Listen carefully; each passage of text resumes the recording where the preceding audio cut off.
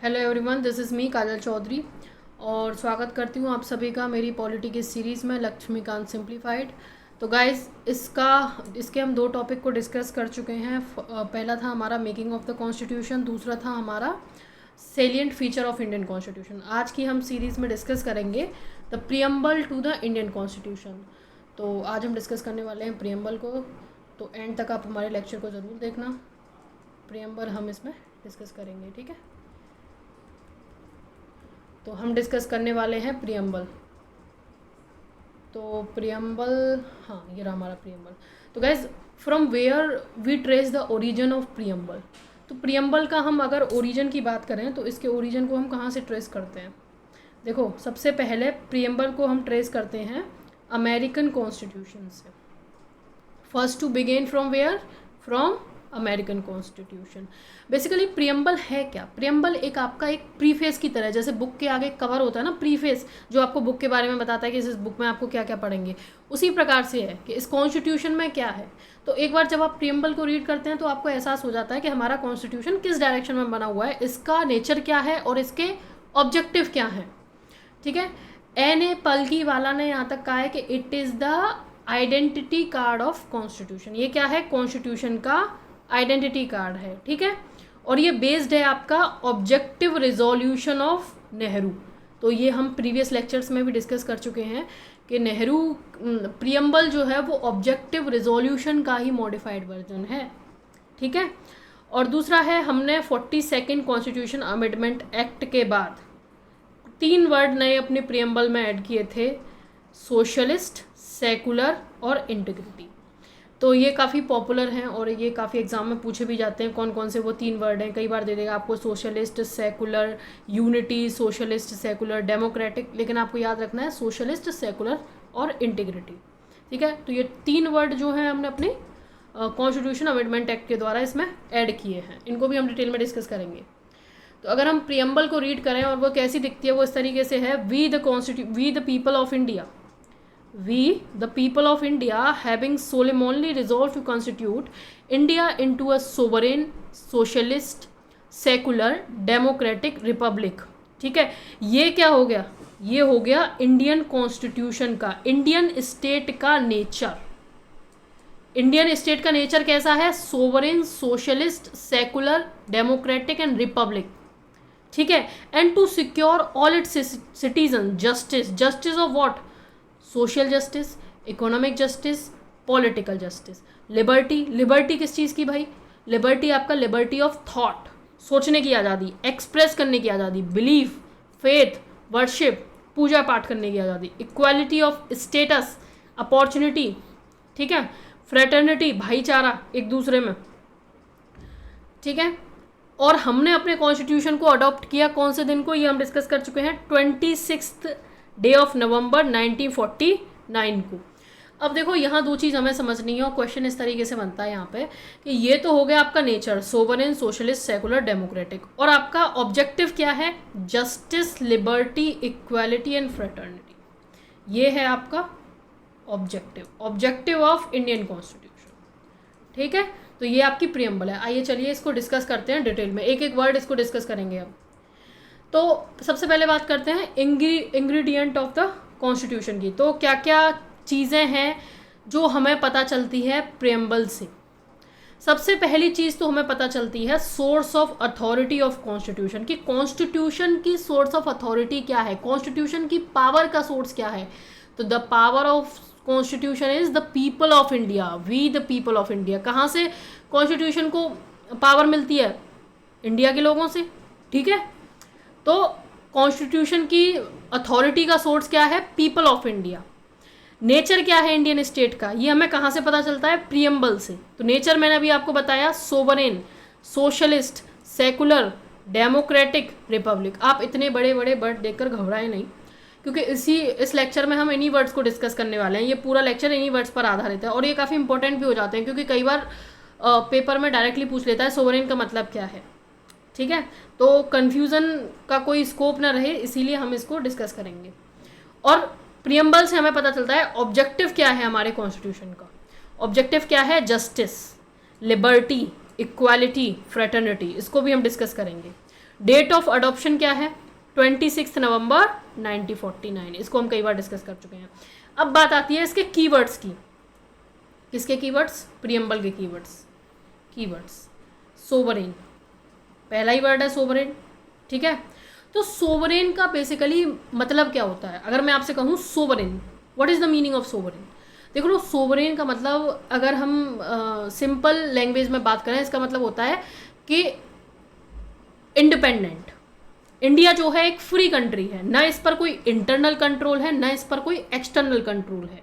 अगर internal control की मैं बात करूं, इंटरनल मतलब इंडिया जो है अपने इंस्टीट्यूशंस के द्वारा, that is legislature, judiciary, executive, इनके द्वारा, लेजिस्लेचर के द्वारा लॉ बना सकती है, एग्जीक्यूटिव के द्वारा उसको एग्जीक्यूट कर सकती है, जुडिशरी के द्वारा वो देख सकती है कि वो इन्फोर्स हो रहा है कि नहीं हो रहा है। तो हम अपने लिए लॉ खुद बना सकते हैं, हमें किसी दूसरी कंट्री से परमिशन लेने की ज़रूरत नहीं है, ठीक है। अगर हमें अपने सिटीजन्स को कोई नया लॉ देना है, कोई नई सुविधा देनी है, तो हम खुद कर सकते हैं, किसी और से पूछने की हमें ज़रूरत नहीं है, ठीक है। अब बात आती है कि एक्सटर्नल क्या होगा भाई? एक्सटर्नल सोवरेनिटी क्या होगा? एक्सटर्नल ये होगा कि इंडिया एक सोवरेन नेशन है।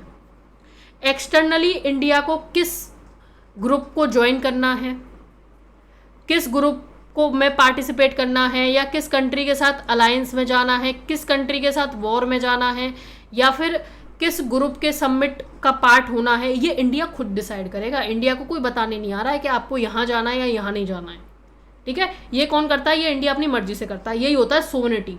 इंडिया क्या है? सोवरेन है। अब आती है neither a dependency nor a dominion. देखो ये अब दो वर्ड दिए रखे हैं, तो इनको हम समझते हैं कि होता क्या है। इंडिया जो था वो 1947 तक डिपेंडेंसी था। किसका? ब्रिटिश का। ये आपको पता होगा, 1947 एक्ट तक डिपेंडेंसी। और इंडिया को इंडिपेंडेंट का स्टेटस मिला, इंडिपेंडेंट का 1950 में, 26 जनवरी 1950 में। तो आप मुझसे सोच रहे होंगे सभी लोग कि भाई इन जो 3 इयर्स का जो गैप था, इसमें फिर इंडिया क्या था? इसमें इंडिया डोमिनियन था। मतलब 1947 से पहले तो डिपेंडेंसी था, 1947 से लेकर 1950 तक डोमिनियन था। किसका डोमिनियन? कॉमनवेल्थ ऑफ नेशन का। क्लियर हुआ? मतलब इंडिया के ऊपर कहीं ना कहीं एक सुपीरियर पावर थी, वो थी कॉमनवेल्थ ऑफ नेशन। इंडिया जो था वो इसका पार्ट था, ठीक है। तो कहीं ना कहीं इंडिया जो था इस टाइम पे फुली इंडिपेंडेंट नहीं था, ठीक है। कहीं ना कहीं इसको रॉयल चार्टर के द्वारा रूल किया जा रहा था, ठीक है। रॉयल वाइसरॉय के द्वारा रूल किया जा रहा था, समझ रहे हो। लेकिन अभी क्या है? इंडिया एकदम से इंडिपेंडेंट है। अच्छा, कौन कौन सी ऐसी कंट्री हैं जो अभी भी डोमिनियन स्टेटस में है वर्ल्ड में? इंडिया को तो 1950 में ही आज़ाद हो गया डोमिनियन स्टेटस से। ऐसी कौन कौन सी कंट्री हैं जो अभी भी डोमिनियन स्टेटस में? और आप लोगों को हैरानी होगी ये जानकर कि काफ़ी डेवलप्ड कंट्री भी अभी डोमिनियन स्टेटस में है। जैसे है आपका ऑस्ट्रेलिया, कनाडा, ठीक है। तो ये क्या है इनका डोमिनियन स्टेटस। और पाकिस्तान डोमिनियन स्टेटस में कब तक रहा? 1956 तक रहा।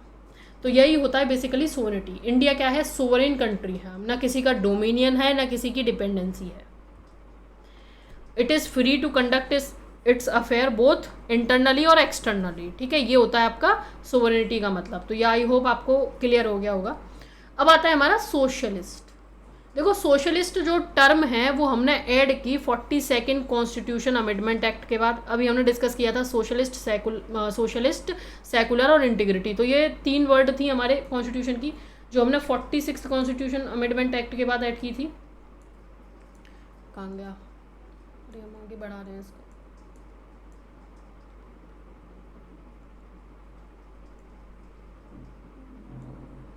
देखो ये 3 वर्ड थी, सोशलिस्ट, सेकुलर और इंटीग्रिटी। ये तीनों वर्ड्स को हमने 42nd कॉन्स्टिट्यूशन अमेंडमेंट एक्ट के बाद ऐड किया था अपने कॉन्स्टिट्यूशन में, ठीक है। अब आती है सोशलिस्ट की बात। सोशलिस्ट क्या होता है, ठीक है।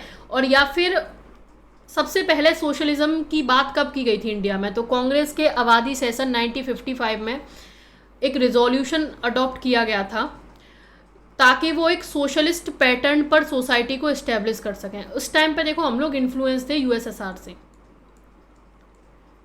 उस टाइम पे लगता था देखो यूएसएसआर में सब कुछ कितना अच्छा चल रहा है, तो अब इंडिया के जो उस टाइम पे लीडर थे, नेशनलिस्ट लीडर, वो काफ़ी इन्फ्लुएंस थे वहाँ की व्यवस्था से। ठीक है, तो आबादी सेशन ऑफ कांग्रेस में ये एक रेजोल्यूशन को अडॉप्ट किया ताकि हम सोसाइटी को अपनी सोशलिस्ट पैटर्न पर बुल्ड किया जा सके। अब बात आती है इंडिया का सोशलिज्म है कैसा। दो तरीके का सोशलिज्म है, डेमोक्रेटिक सोशलिज्म और कम्युनिस्ट सोशलिज्म। इंडिया का सोशलिज्म क्या कहा जाता है, डेमोक्रेटिक सोशलिज्म।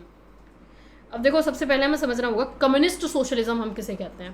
देखो कम्युनिस्ट सोशलिज्म हम उसे कहेंगे, हम यहाँ लिख सकते हैं इसको, कम्युनिस्ट सोशलिज्म हम किसे कहेंगे जहाँ all means of production, I hope आप समझते होंगे मीन्स ऑफ प्रोडक्शन हम किसे कहते हैं। जैसे कोई भी कंट्री है तो जहाँ उस कंट्री में जो प्रोडक्शन करने का माध्यम है, समझ रहे हो, फैक्ट्री हो गया, कंपनीज हो गई, डिफेंस, रेलवे, या फिर आपका स्कूल, कॉलेजेस, किसी भी फील्ड में कोई भी इंडस्ट्री, हॉस्पिटल्स, ये सब किसके कंट्रोल में होंगे, स्टेट के।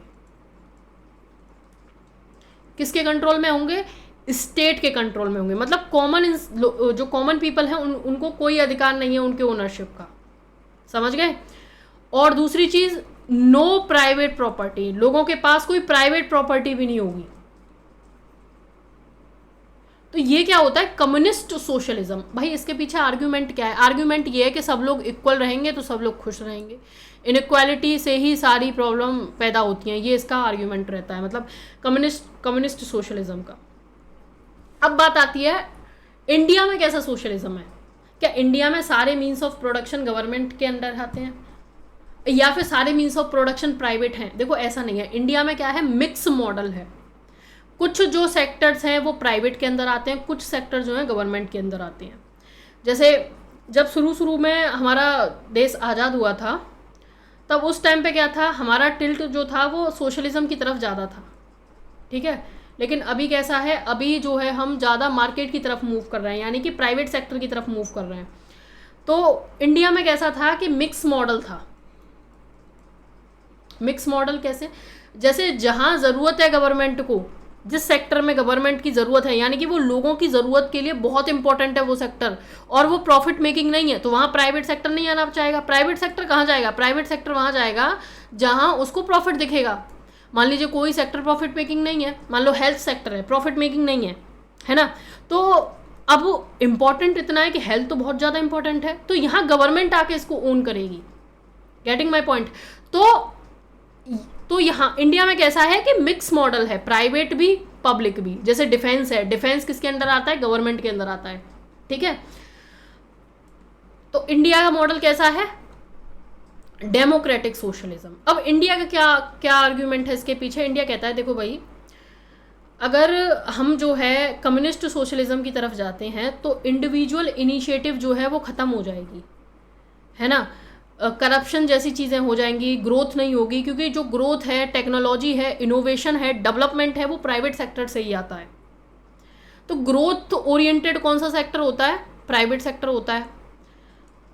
तो सही बात है, लेकिन मान लीजिए आपने सारे ही अगर पूरे ही कंट्री में प्राइवेटाइजेशन कर दिया तो ऐसे में क्या होगा कि भाई कुछ सेक्टर ऐसे होंगे जिन पर किसी का ध्यान नहीं होगा, या फिर सोसाइटी में इनइक्वालिटी बहुत ज़्यादा बढ़ जाएगी, एक सेक्टर बहुत ज़्यादा ग्रो कर जाएगा, या एक वर्ग जो होगा लोगों का वो ज़्यादा ग्रो कर जाएगा, दूसरा नीचे रह जाएगा, रिवॉल्यूशन की कंडीशन पैदा हो जाएंगी। तो ऐसे में सरकार को आना ज़रूरी है, सरकार ये देखे कि इनकी क्या ज़रूरत है, फिर सरकार उसके अकॉर्डिंग इनसे टैक्स ले और इनके लिए काम करे। यही होता है डेमोक्रेटिक सोशलिज्म, इसी को हम गांधीयन सोशलिज्म भी कहते हैं, ठीक है।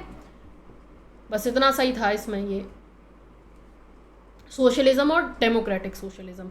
तो मैंने आपको बताया अभी कि देखो भाई, हमारा जो शुरू से था वो ऐसे था कि हम लोग जो थे सोशलिज्म की तरफ ज़्यादा टिल्टेड थे, है ना। फिर हमने मिक्स मॉडल को अपनाया। फिर 1991 के बाद आपने पढ़ा होगा इकोनॉमी में, LPG हुआ, लिबरलाइजेशन, प्राइवेटाइजेशन और ग्लोबलाइजेशन। तो उस टाइम पर हम प्राइवेट सेक्टर की तरफ मूव कर गए। क्यों, क्योंकि हमें जो थी ग्रोथ देखनी थी। तो अभी कैसा है हमारा मॉडल, वो थोड़ा ज़्यादा प्राइवेट सेक्टर की तरफ ज़्यादा टिल्टेड है, ठीक है। क्योंकि आप डिफेंस में भी देखोगे ज़्यादातर जो पार्ट्स होते हैं मतलब जो भी वेपन्स वगैरह बनाए जाते हैं वो ज़्यादातर पीपीपी मॉडल पे भी बनाए जा रहे हैं आजकल। तो वो क्या है, प्राइवेट सेक्टर का इन्वॉल्वमेंट वहाँ भी देखने को मिल रहा है अब हमें। ठीक है, चलिए फिर आगे बढ़ते हैं। अब आता है सेकुलर। सेकुलर का मतलब क्या होता है? इस वर्ड को भी हमने 46 कॉन्स्टिट्यूशन अमेंडमेंट एक्ट के द्वारा ऐड किया गया था 1976 में। अब देखो सेकुलरिज्म का मतलब क्या होता है। सेकुलरिज्म का मतलब होता है स्टेट का कोई भी ऑफिशियल रिलीजन नहीं है। समझ रहे हैं इस चीज़ को? जैसे इंडिया के केस में, इंडिया में ऐसा है कि कोई भी मतलब इंडिया का कोई ऑफिशियल रिलीजन है नहीं है। India is a secular country, इसलिए तो हम कहते हैं India is a secular country. और ना ही कहीं इंडिया में आप देखेंगे तो सेकुलरिज्म जो वर्ड है इसका भी हमारे इंडियन कॉन्स्टिट्यूशन में 1976 से पहले कोई एक्सप्लिसिट मेंशन नहीं था। ये हुआ आपका 42nd कॉन्स्टिट्यूशन अमेंडमेंट के बाद हमने ये वर्ड ऐड किया अपने प्रियम्बल में।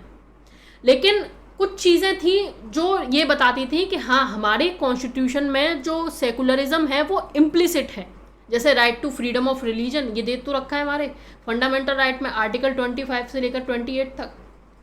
ठीक है, तो पहले ये था इम्प्लिसिट, अब हो गया ये एक्सप्लिसिट। और इंडिया में क्या है, इंडिया में देखो आपको देखने को मिलेगा positive concept of secularism. Positive concept of secularism क्या है कि स्टेट जो है वो सारे रिलीजन से इक्वल डिस्टेंस पर है। किसी भी रिलीजन को ना तो वो प्रमोट करेगी किसी भी रिलीजन को, और ना वो उसमें इंटरफेयर करेगी। सारे ही रिलीजन उसके लिए इक्वल हैं। ठीक है, लेकिन हाँ अगर कोई भी मतलब ऐसा सेक्शन है जो अपने रिलीजन के कारण बैकवर्ड रह रहा है तो हाँ स्टेट उसमें ज़रूर इंटरफेयर करेगी। ठीक है, लोगों के वेलफेयर के लिए। तो ये क्या है, पॉजिटिव कॉन्सेप्ट ऑफ सेकुलरिज्म। जैसे हमारे डीपीएसपी में फंडामेंटल ड्यूटीज़ में भी कहा गया है कि कोई भी अगर ऐसी प्रैक्टिस है जो वुमेन की डिग्निटी को हर्ट करती है उसको क्या करो, आप उसको फॉलो मत करो। तो ये क्या है, positive concept of secularism. Religion के नाम पर आप ऐसी चीज़ें मत करो। ठीक है, तो यही होता है हमारा पॉजिटिव कॉन्सेप्ट ऑफ सेकुलरिज्म। अगर मैं सेकुलरिज्म के बेसिस पर डिफाइन करूँ स्टेट्स का, तो स्टेट जो होंगी वो 3 टाइप की होंगी। एक तो सेकुलर जो मैंने बताया, स्टेट जो है वो न्यूट्रल हो। कौन को क्या एग्जांपल होगा इसका, इंडिया हो गया आपका, यूएसए हो गया। ठीक है, और दूसरा होता है थियोक्रेटिक। स्टेट जो है प्रो रिलीजन हो। प्रो रिलीजन मतलब किसी एक रिलीजन को अपना रिलीजन डिक्लेयर कर दे, जैसे पाकिस्तान हो गया, बांग्लादेश हो गया। ठीक है, और एक होता है एथिस्टिक स्टेट, जो स्टेट वो एंटी रिलीजन हो, जो रिलीजन को मानते ही नहीं है। ठीक है, तो ये क्या है, ये क्लासिफिकेशन है आपका on the basis of nature of state based on their behaviour toward the religion. चलिए फिर ये हो गया आपका सेकुलरिज्म। इंडिया में है आपका पॉजिटिव कॉन्सेप्ट ऑफ सेकुलरिज्म। अब आता है डेमोक्रेटिक। इंडिया क्या है, प्रियम्बल कहता है India is a democratic country. अब डेमोक्रेटिक का मतलब क्या होता है? डेमोक्रेटिक का मतलब ये होता है कि जो अल्टीमेट सोवरेनिटी है कंट्री में वो लोगों के पास है। अल्टीमेट जो पावर है वो कहाँ से आ रही है? लोगों से आ रही है। ये बेस्ड है आपका डॉक्ट्राइन ऑफ पॉपुलर सोवरेनिटी। इसका मतलब होता है अल्टीमेट पावर किसके पास है? पीपल ऑफ इंडिया के पास। ठीक है, अब डेमोक्रेसी भी 2 तरीके की होती है, एक होती है आपकी डायरेक्ट और दूसरी होती है इनडायरेक्ट। अब डायरेक्ट डेमोक्रेसी क्या होती है? जहां लोगों के द्वारा डायरेक्ट पार्टिसिपेशन हो।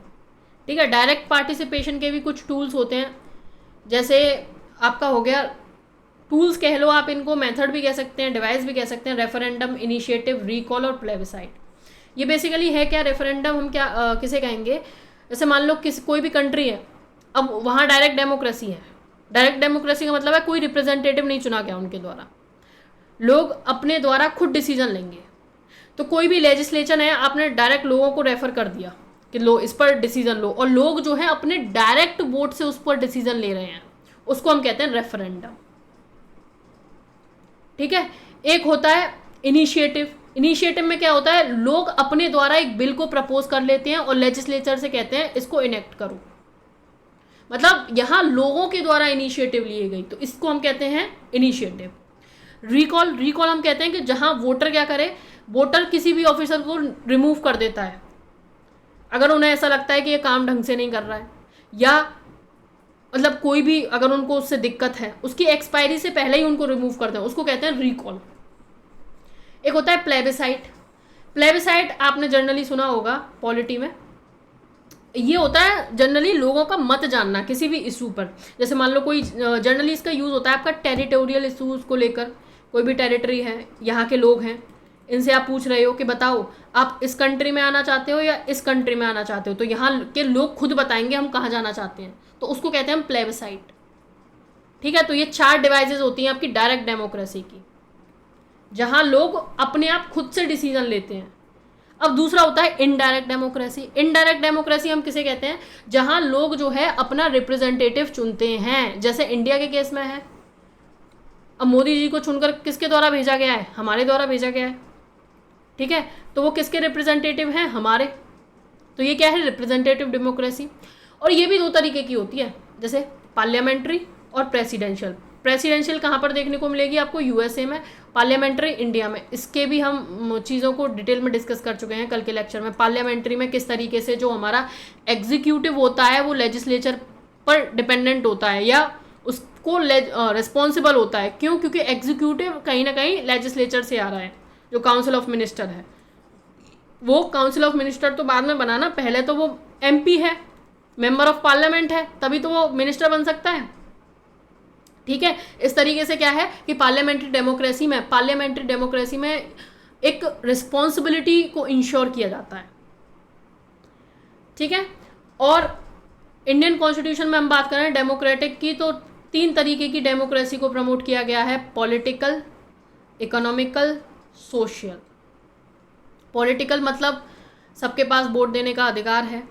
इकोनॉमिक मतलब सभी के पास वेल्थ को एक्यूमुलेट करने का या फिर कोई भी प्रिविलेज पर्सन नहीं है वेल्थ के बेसिस पर। सोशल, किसी के साथ कोई भी डिस्क्रिमिनेशन नहीं होगा सोसाइटी में। तो ये क्या है, डेमोक्रेसी। अब हम सोशल डेमोक्रेसी कहते किसे हैं, जहाँ लोगों के पास लिबर्टी हो, इक्वालिटी हो, फ्रेटर्निटी हो। लिबर्टी आप लोग समझते होंगे, इसको भी हम डिस्कस करेंगे अभी। लिबर्टी बेसिकली कहते हैं कि हमें जो हम करना चाहते हैं हमें वो करने की आज़ादी, लिबर्टी। इक्वालिटी, समाज में कोई भी ऐसा वर्ग ना हो जिसको स्पेशल प्रिविलेजेस दी गई हो, सभी इक्वल हो। फ्रेटर्निटी, भाईचारा, ब्रदरहुड एक दूसरे के बीच में। अंबेडकर ने कहा कि देखो किसी भी समाज में अगर आपको डेमोक्रेसी चाहते हैं तो सोशल डेमोक्रेसी होनी चाहिए।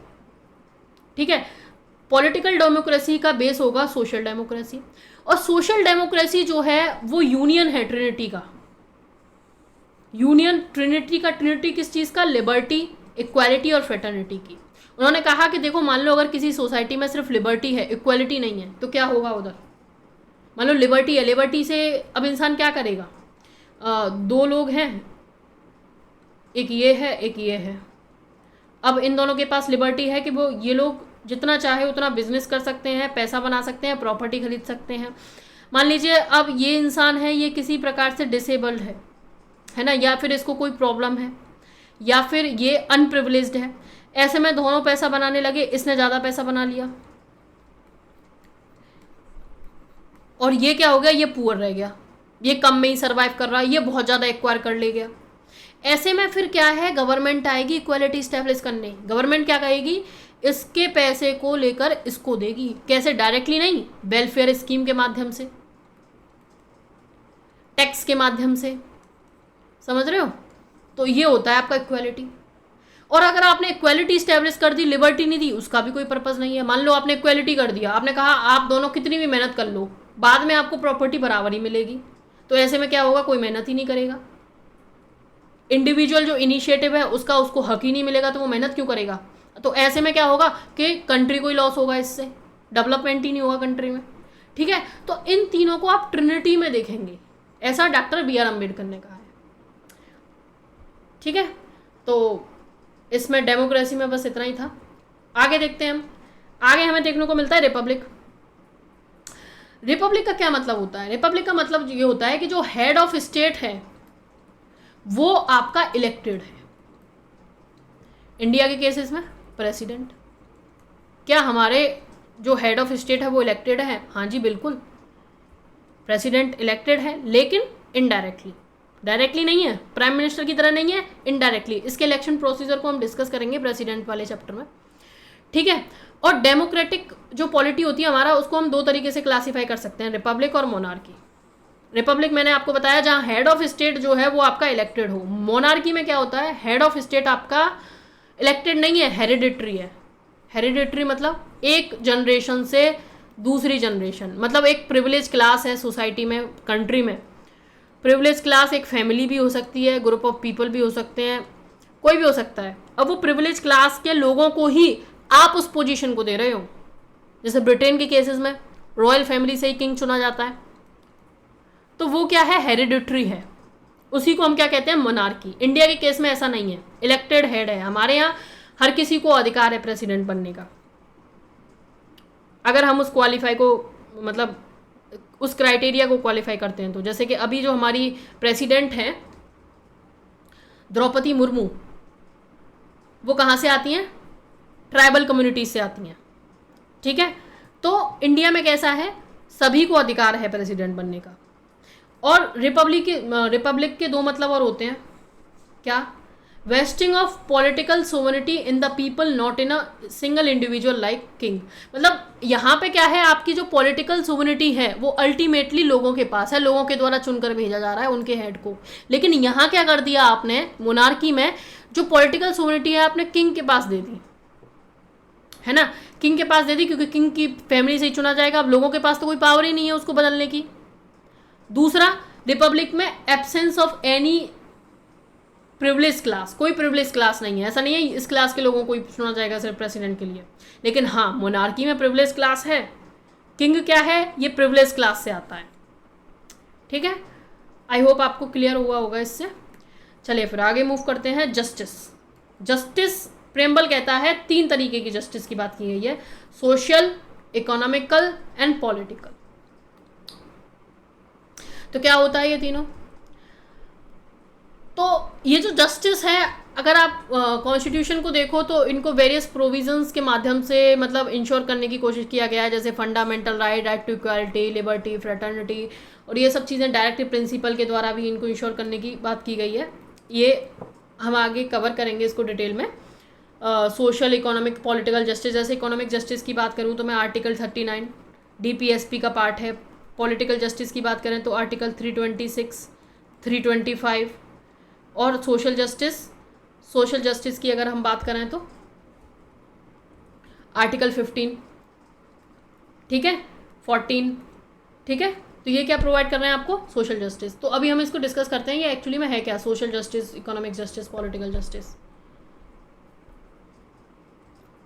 तो अगर मैं सोशल जस्टिस की बात करूं, सोशल जस्टिस हम किसे कहेंगे, सोशल जस्टिस है कि सोसाइटी में कोई भी डिस्टिंक्शन नहीं है, किसके बेसिस पर, कास्ट के बेसिस पर, कलर के बेसिस पर, रेस के बेसिस पर, रिलीजन के बेसिस पर, सेक्स के बेसिस पर, and so on and so fourth. इसका मतलब ये है कि भाई सोसाइटी में कोई भी डिवीज़न नहीं है, कोई भी रिस्ट्रिक्शन नहीं है, और कोई भी डिस्क्रिमिनेशन नहीं है। मतलब कास्ट के बेसिस पर आप किसी इंडिविजुअल को डिस्क्रिमिनेट नहीं कर सकते कि आप पर्टिकुलर जगह पर आ सकते हो या आप पर्टिकुलर जगह पर नहीं आ सकते। जैसे पहले इंडिया में होता था ना कि पर्टिकुलर कास्ट के लोगों के लिए एक पर्टिकुलर जगह बना दी गई थी कि वो उस एरिया में ही रह सकता है, और वो सो कॉल्ड अपर कास्ट के एरिया में नहीं आ सकता, है ना, उनके पब्लिक प्लेसेस को यूज़ नहीं कर सकता।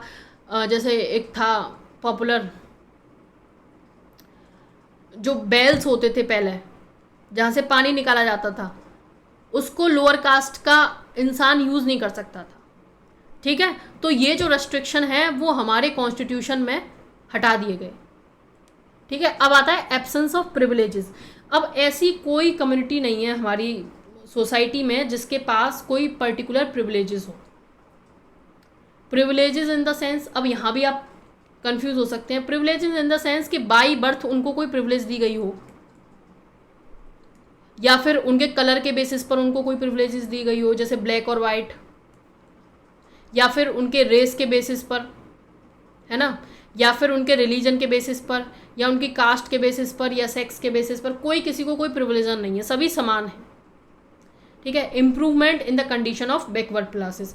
अब देखो, हमने अपने कॉन्स्टिट्यूशन में कहा कि हमारी सोसाइटी में कोई भी किसी प्रकार का डिस्टिंक्शन नहीं होगा किसी के बीच में, और दूसरी चीज़, कोई भी क्लास जो है वो प्रिविलेज नहीं होगी। क्या ये इनफ है जस्टिस प्रोवाइड करने के लिए? नहीं। सरकार ने कहा कि देखो, मैंने अभी आपको एक एग्जांपल दिया कास्ट सिस्टम का, तो इंडिया में जो कास्ट सिस्टम था वो काफ़ी प्रेवलेंट था एंशिएंट टाइम से। अब इसके द्वारा कुछ लोगों का एक्सप्लॉयटेशन भी किया गया और वो लोग बैकवर्ड भी रह गए। अब ये गवर्नमेंट के पार्ट पर रिस्पॉन्सिबिलिटी है कि उन लोगों के लिए वेलफेयर के लिए कुछ नई नई स्कीम लेकर आए ताकि उनका वेलफेयर हो सके। जैसे हम रिजर्वेशन देते हैं इनको, रिजर्वेशन कहाँ? गवर्नमेंट जॉब्स में, स्कूल, कॉलेजेस, हर जगह जहाँ मतलब दिया जा सकता है। अब आता है इकोनॉमिक जस्टिस। इकोनॉमिक जस्टिस हम किसे कहेंगे? No discrimination on the basis of economic factor. Economic factor के बेसिस पर कोई डिस्क्रिमिनेशन ना हो। जैसे मान लो कोई रिच है या कोई पुअर है, अब इन दोनों के बीच में आप डिस्टिंक्शन कर दो कि अगर ये रिच है तो इसको ये पर्टिकुलर प्रिविलेजेस दिए जाएंगे, ये पर्टिकुलर पॉलिटिकल ऑफिस दिया जाएगा, या फिर इसको कहीं पर्टिकुलर जगह पर कोई अलग तरीके का ट्रीटमेंट दिया जाएगा। ऐसा नहीं है ना। या फिर इसके वोट देने का जो अधिकार होगा या इसके वोट की वैल्यू जो होगी इससे ज़्यादा होगी, ऐसा भी नहीं है। तो क्या है, ये कोई डिस्क्रिमिनेशन नहीं है इकोनॉमिक फैक्टर के बेसिस पर। और गवर्नमेंट क्या करेगी कि एलिमिनेशन ऑफ इनकम, वेल्थ और प्रॉपर्टी इनइक्वालिटी।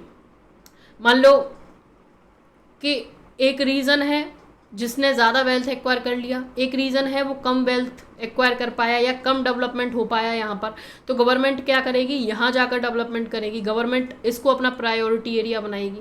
ये क्या होगा? Economic justice. ठीक है।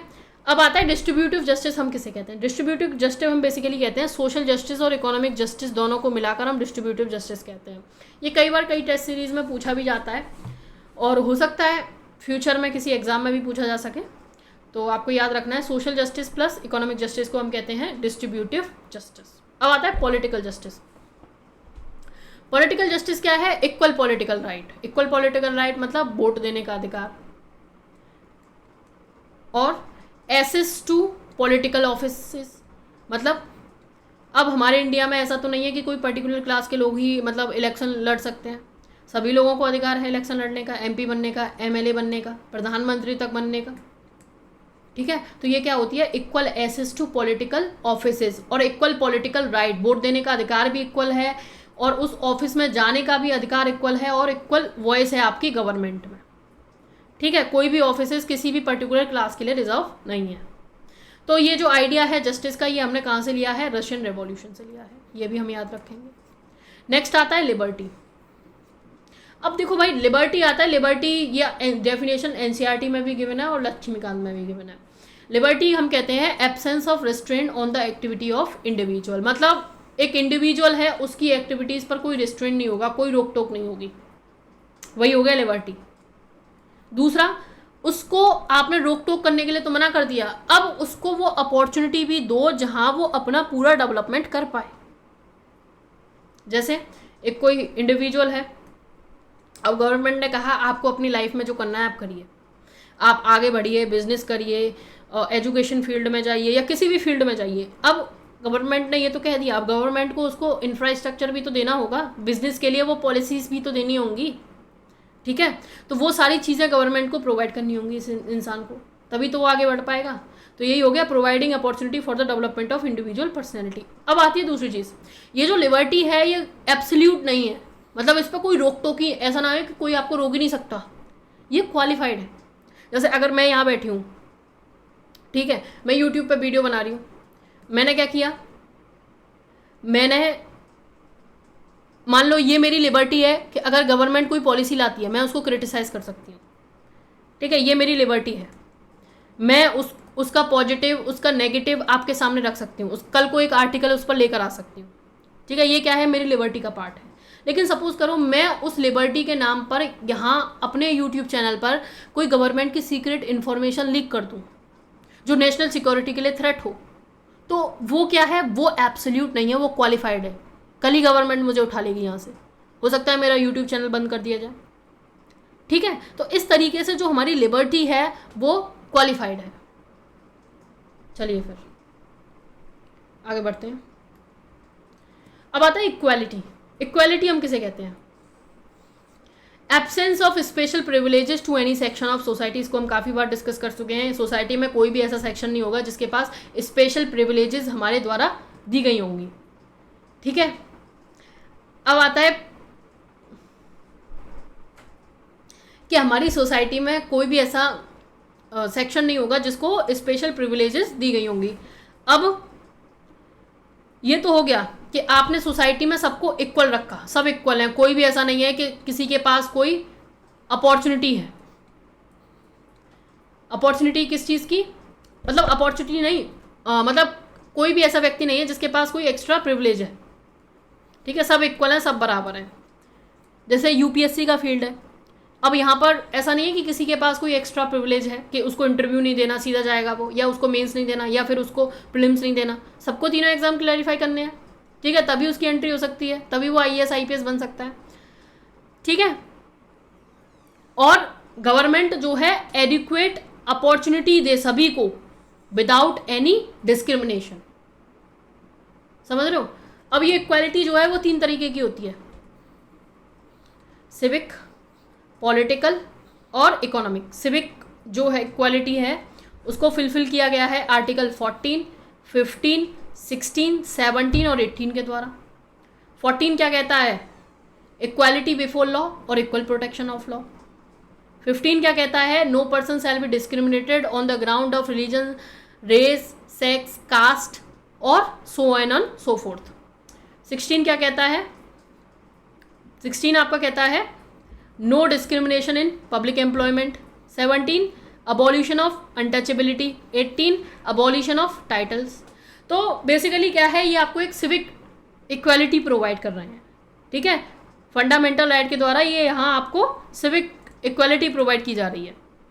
अब आता है पॉलिटिकल इक्वालिटी। पॉलिटिकल इक्वालिटी क्या होती है? जो आपको आर्टिकल 30, 325 और 326 में गिवन है।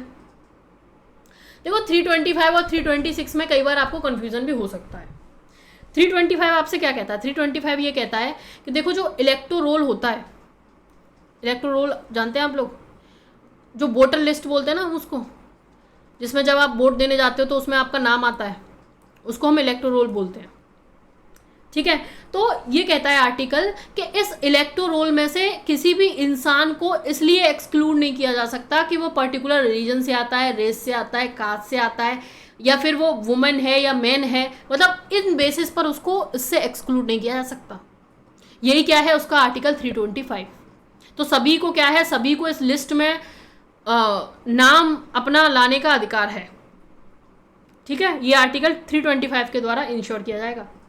दूसरा 326 कहता है कि जो इलेक्शन होंगे पार्लियामेंट के और स्टेट लेजिस्लेटिव असेंबली के, वो होंगे on the basis of adult सफ्रेज।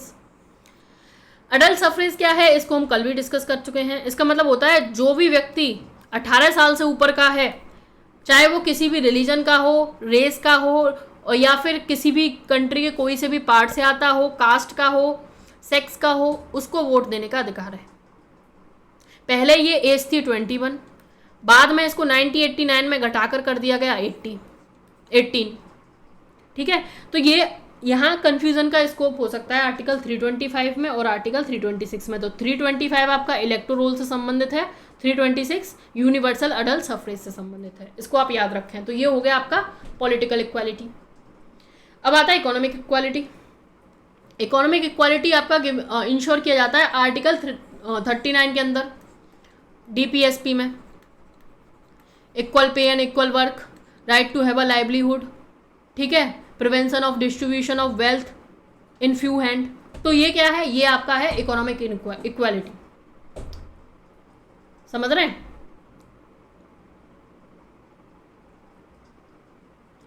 तो ये 3 तरीके की इक्वालिटी हमने डिस्कस कर ली, सिविक, पॉलिटिक और इकोनॉमिक। अब आता है फ्रेटर्निटी। फ्रेटर्निटी का मतलब देखो सिंपल सा है, सेंस ऑफ ब्रदरहुड, भाईचारे की भावना को बढ़ाना। हमारी प्रियम्बल का ये एक ऑब्जेक्टिव है भाईचारा, हमारे देश में भाईचारा बढ़ा रहे। इससे क्या होगा कि हमारी जो कंट्री है वो इंटीग्रेटेड रहे, उसमें यूनिटी रहे, उसमें कोई थ्रेट ना आए, इसका ये पर्पस है। ये प्रमोट की गई है देखो सिंगल सिटीजनशिप के द्वारा। मतलब आप मान लो आप अरुणाचल प्रदेश से आते हैं, या फिर आप केरला से आते हैं, या फिर आप गुजरात से आते हैं, या फिर जम्मू कश्मीर से आते हैं, आपके पास सिंगल सिटीजनशिप होगी। ठीक है, ऐसा नहीं है कि मान लो आप किसी पर्टिकुलर स्टेट से आते हैं तो आपके पास डबल सिटीजनशिप होगी, आप डबल राइट एंजॉय कर रहे हैं। ये क्यों किया गया? ताकि कंट्री में जो है वो यूनिटी रहे। Fundamental duties to respect the national ideals, national constitution, flag, ठीक है, इस तरीके की चीज़ें इंक्लूड करी गई ताकि इंटीग्रिटी को बनाए रखा जा सके। तो ये बेसिकली हम डिस्कस क्या कर रहे हैं, ये हम डिस्कस कर रहे हैं अपनी प्रीएम्बल के ऑब्जेक्टिव को, कॉन्स्टिट्यूशन के ऑब्जेक्टिव को। और ये जो था यहाँ तक सोवरेन, सोशलिस्ट, सेकुलर, डेमोक्रेटिक, ये था नेचर, रिपब्लिक ये भी नेचर था। लेकिन ये जो है जस्टिस, लिबर्टी, इक्वालिटी, फ्रेटर्निटी, ये है ऑब्जेक्टिव कॉन्स्टिट्यूशन, ये हमें अचीव करना है। अब डिग्निटी दो चीज़ एश्योर करता है, द डिग्निटी, फ्रेटर्निटी दो चीज़ एश्योर करता है, वो है द डिग्निटी ऑफ इंडिविजुअल, मतलब भाईचारे की भावना बनी रहे लोगों के बीच में, और integrity and unity of a nation. समझ गए आप लोग? ठीक है, तो जो भी चीज़ें थी, जो भी बातें थी, वो मैंने सब यहाँ क्लियर कर दी हैं। चलिए फिर आगे बढ़ते हैं। अब बात आती है, ये हमारा लास्ट टॉपिक है, अमेंडेबिलिटी ऑफ प्रीएम्बल। क्या प्रीएम्बल को अमेंड किया जा सकता है? तो इसके लिए सबसे पहली चीज़ ये है, क्या प्रीएम्बल कॉन्स्टिट्यूशन का पार्ट है या नहीं है। तो देखो, A.K. गोपालन वर्सेस स्टेट ऑफ मद्रास 1950, इसमें सुप्रीम कोर्ट ने कहा प्रीएम्बल जो है नॉन जस्टिसिएबल है। नॉन जस्टिसिएबल का मतलब जो है कि इसको कोर्ट में इन्फोर्स नहीं किया जा सकता, it can not be enforce in court. तो ये क्या हो गया? Non justiciable. Berubari union case 1960 में सुप्रीम कोर्ट ने कहा कि देखो प्रीएम्बल जो है कॉन्स्टिट्यूशन का पार्ट ही नहीं है।